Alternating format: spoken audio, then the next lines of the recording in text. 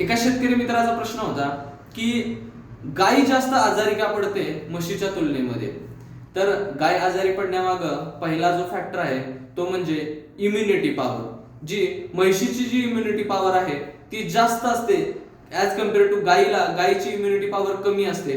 त्यानंतर जनावरांमध्ये stress tolerant जे असतात त्यामध्ये ती ताण सहन करण्याची क्षमता असं जरी म्हटलं तर चालेल ती म्हशीमध्ये थोडीशी जास्त आहे आणि गायीमध्ये ताण सहन करण्याची क्षमता कमी आहे. आणि स्ट्रेसमुळे सुद्धा जनावरांना विविध आजार होतात.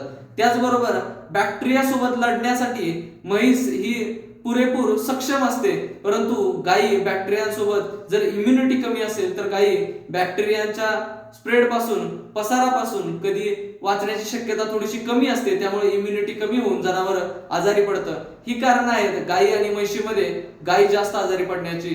शेतकरी मित्रांनो, यावरती उपाययोजना फक्त चांगली एकच आहे की जनावरांची इम्युनिटी पॉवर उच्च ठेवणं. इम्युनिटी जर आपण गायीची वाढवली तर 100% गायीला सुद्धा आजार कमी येतील. धन्यवाद.